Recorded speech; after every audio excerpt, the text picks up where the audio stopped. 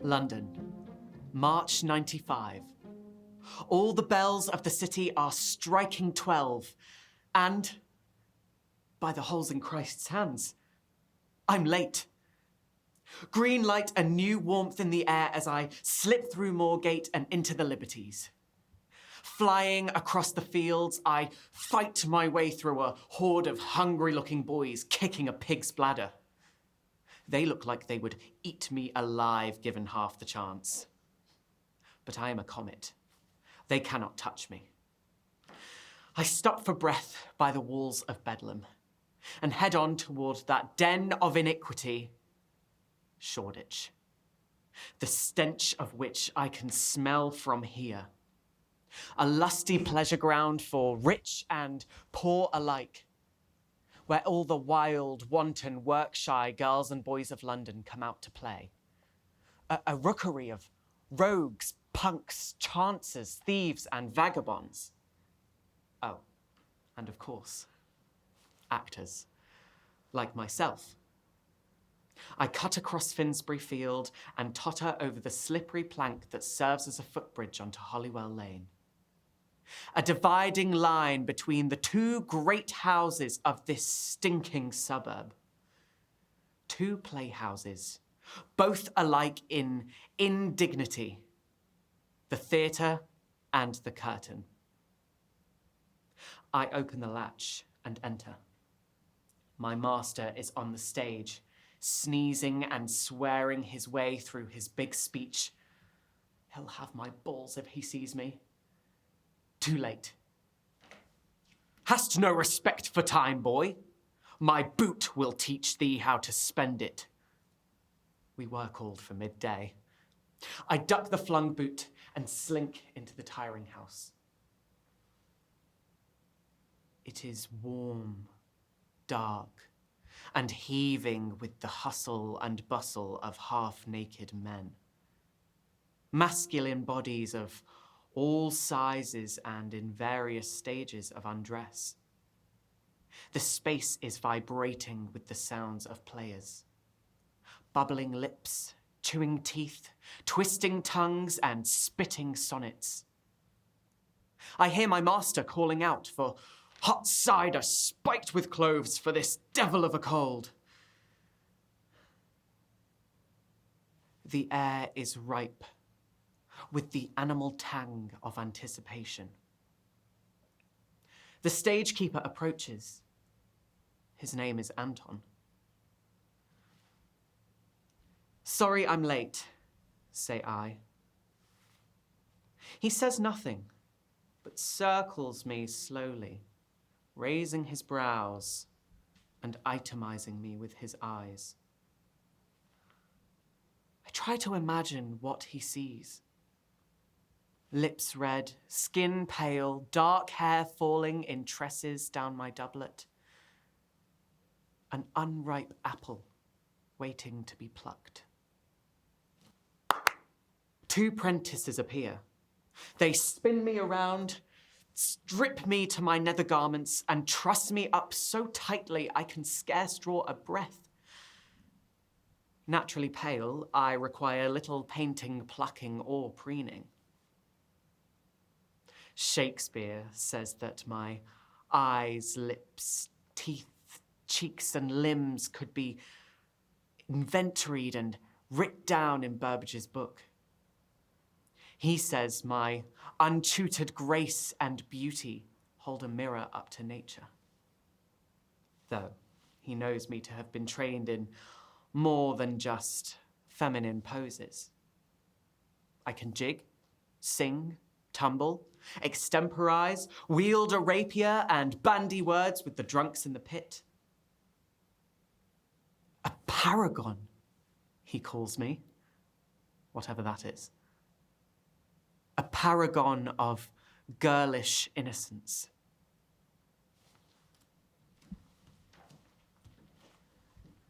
Behind the tapestry, I stand on the threshold of two worlds and watch the audience as they enter. Excitement thrills in my veins like iced water. My breath is short, pupils dilated. The yard is full to bursting. I can hear them out there, baying like bloodhounds. 2,000 souls, all crying out for the pre-show entertainment. Drums beat like blood in my ears. Didum, didum, didum, didum, didum.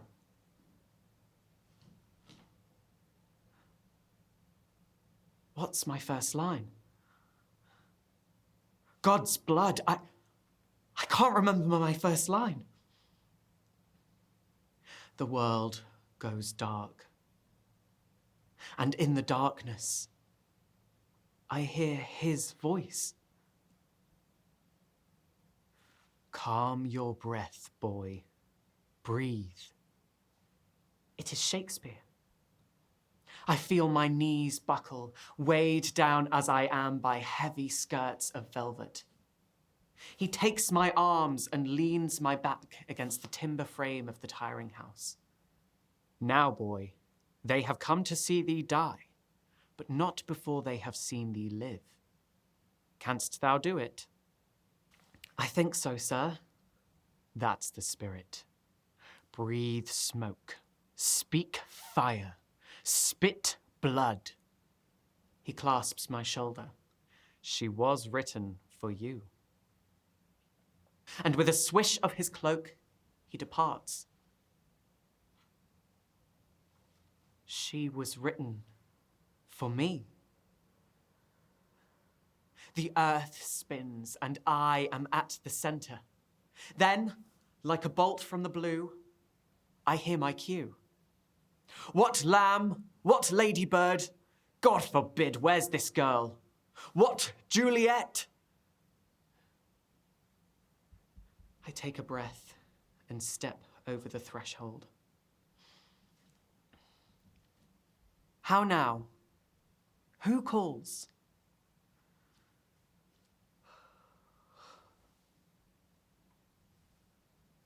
It is over. I stand looking out onto a boiling sea of faces, my ears ringing with praise. Gloria in excelsis! The world is at my feet. I stumble from the stage, wiping sweat from my brow and gore from my breast. They loved me. By Our Lady's lily-white globes, they loved me. The rest of the day is a haze. I am floating on clouds, walking in a mist, a miasma of glory. Carried from tiring house to tavern and onto the next and the next and the next. I quaff ale, sip sweet wine, puff long pipes of tobacco until my head spins. Dick Burbage kisses me, full on the mouth, and lifts me skyward. Everyone sees it. The world tilts and slides. I am finally one of the company, one of the boys. The bells of Leonard's are chiming 10 as I make my way back towards my master's house in the city. What little heat the spring day once held has long since faded, and the night is cold and moonless as I amble down Houndsditch. Torch-lit faces leer at me from slant corners in the street. I hear the sound of cats spitting and beggars singing for their supper. I am singing too, stumbling and sidling cityward. The ground slips from under me and down I go in deep shit. It is then I realize I am still wearing Juliet's bodice. My face is pale, cheeks rouged, hair lightly curled. Anton will have my arse. I skitter like a newborn foal in the mud, and I'm about to tumble again when Someone catches me. His arms are strong and his voice is low. Where are you going to, my pretty maid? Not a maid, sir. No. He looks me up and down in the stuttering torchlight. Not a maid, no. Nor a man neither by this light. Come, my pretty chick, let me help you home. I thank you, sir. No. He takes me by the waist and whisks me into darkness. Come, come, your mother will be expecting you. My mother is dead, sir. That's all one. And suddenly, we are alone. I turn back to face him and see his jeweled cap and short black beard. I also see his sword. He is a gentleman. His breath is hot and wet on my neck. I am frozen, unable to move. He turns me around and thrusts me against the gnarled trunk of a tree. The bark cuts into my eye. It is an oak, I think. Funny, the details you remember.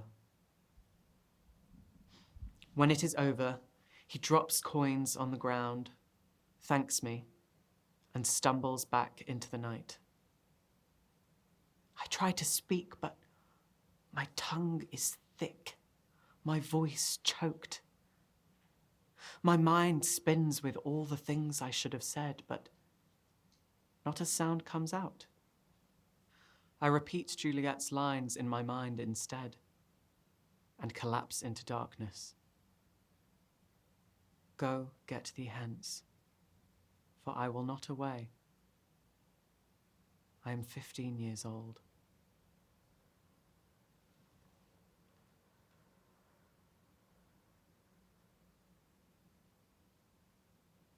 Southwark, November 99. The world is my stage. The globe is my playhouse. I circle the earth in a cloak of gold. I am 20 years old, and no one can touch me. The peddlers, paupers, and pimps of the pit reach up to me like clinging vines. The peacocks part for me as I strut my stuff. Draped at the edges of the stage in their fine winter furs, they smoke and chatter and spit through most of the play. But when I crack the boards, they fall silent, hanging on my every word like grinning apes, mouths agape, waiting for my womanly wit to set their stomachs shaking. I am not of their element. They cannot touch me.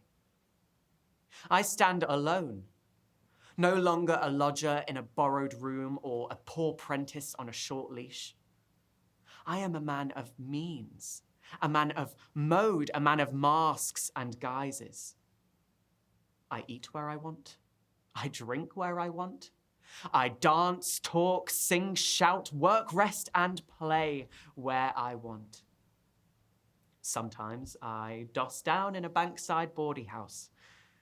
Sometimes I slumber in the goose-feather beds of noblemen. Sometimes I don't sleep at all. Tonight will be one of those nights. My last appearance as Beatrice, and the last time I am to play a girl. I should be happy. We have been packing in 3,000 souls a day since August, and the coin has been rolling into the coffers. My shares in the new playhouse have made me rich, and my recent roles have made me famous. I am the toast of the town, gossiped about in every tavern and tap house from Stepney to the Strand. I cannot even walk to church without being mobbed. Show us your clack dish, Madame Disdain, way!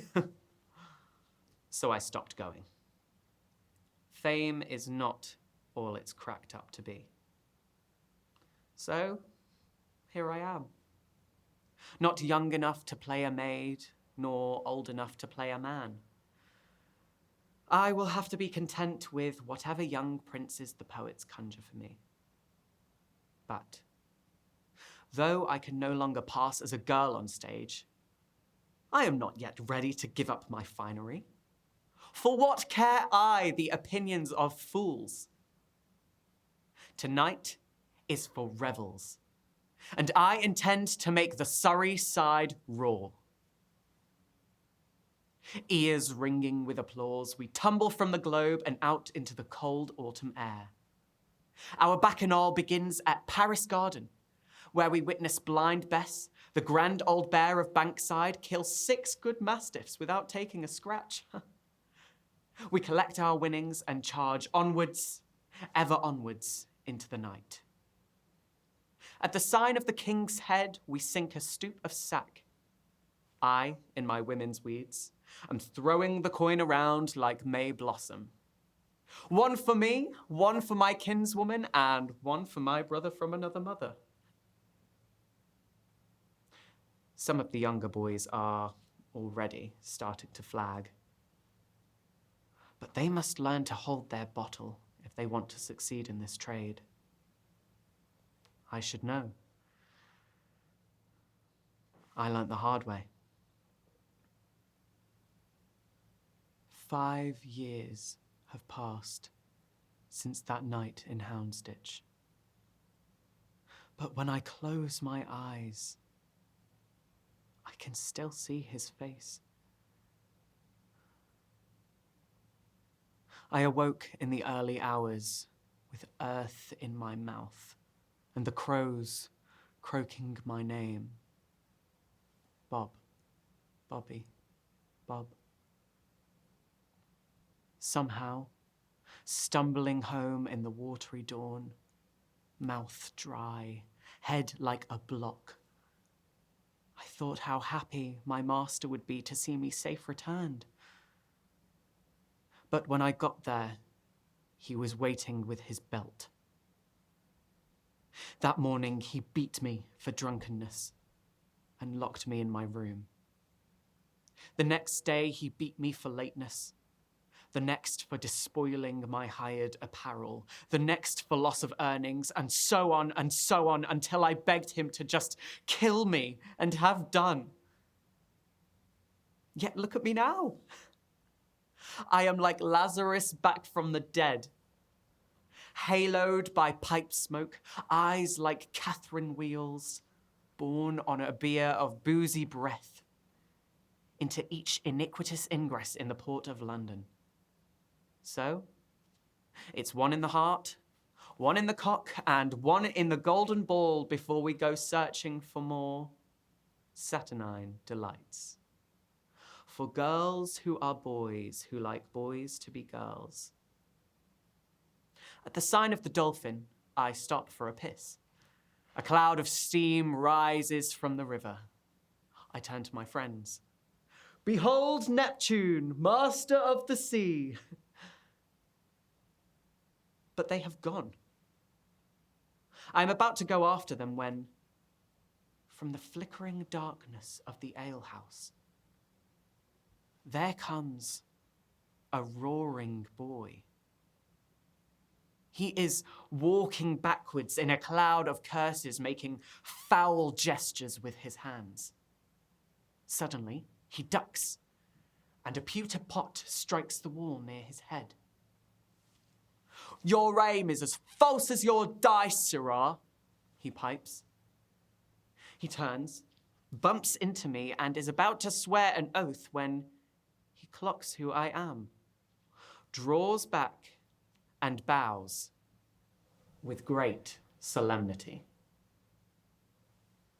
Madame, your servant, he says, and kisses his hand like a gallant.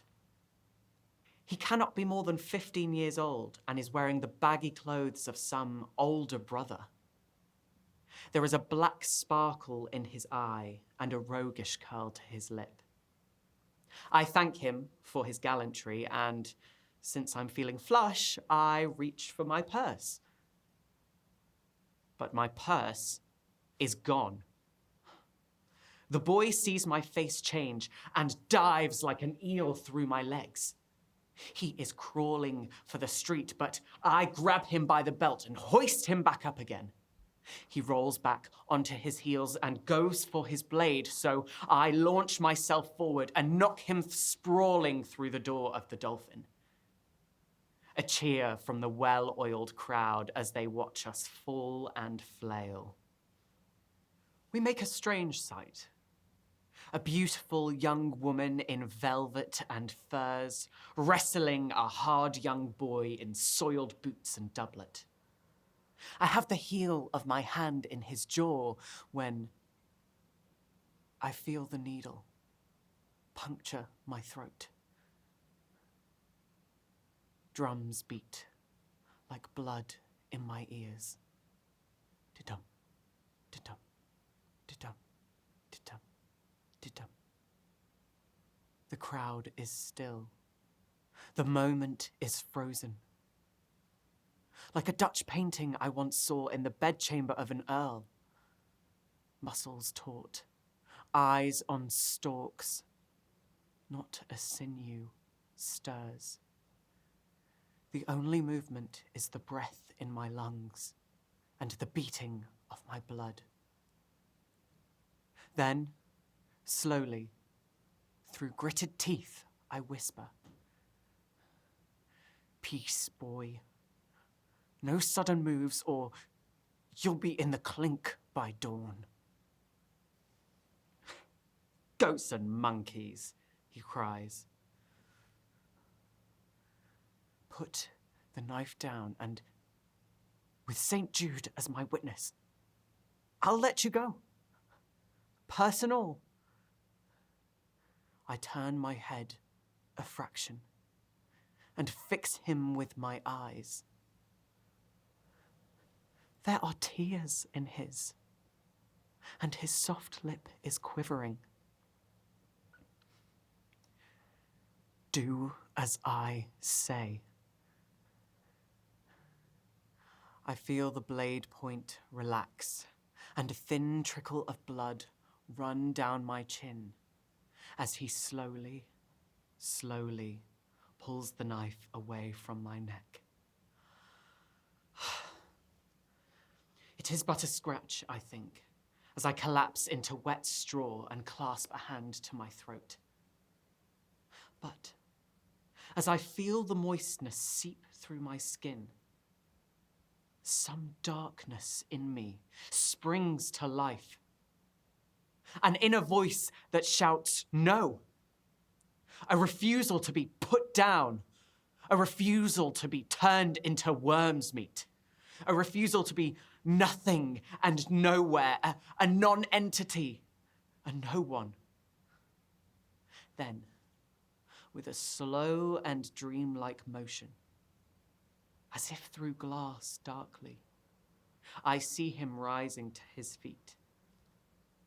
And, my legs striking quickly with the action of a scythe, I take his weight from under him. He hits his head on the table with a crack, and the crowd erupts in shouts and jeers. "You got her, boy, you got her! Nasty little cut-purse bitch! Vixen, she-wolf, hell-kite, whore!" The rest comes to me in flashes. I am straddling the boy. I am beating his face with my fists. I am tearing his skin with my nails. I am wrenching his doublet open at the seams. And then I see his breasts. The shouts of the crowd have reached a fever pitch. "That's it, girlie! Give us all a show!" The girl, for so she is, picks herself up and stumbles drunkenly to the door, holding the loose seams of her tunic together. She is limping and lurching, her head hanging down like a wounded dog. The mob circles like a pack of wolves. Their faces are masks. They have the bit in their teeth and the taste of blood on their tongues, and they are desperate for more. And as suddenly as it came over me, my rage melts like the snow. I elbow my way towards her and swing her out into the starry night. The whoops and taunts follow us as we stumble blindly through the winding lanes of Southwark. But slowly, the shouts fade and we find ourselves alone. The November air is cool and crisp after the fug of the alehouse. There is the scent of wood smoke and salt on the breeze. We stop and take in the silence. I ask her where she lives. Barbican, she whispers. So we must cross the river. We follow our noses down to the water's edge, where I whistle for a scull.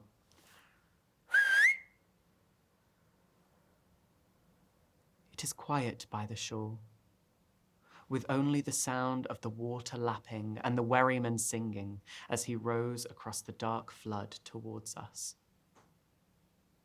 I lie back on the cold sand and look up at the heavens. The stars look like spilt milk on black flagstones. What is your name? Boy, I whisper. Mull, says she, but I go by Frith.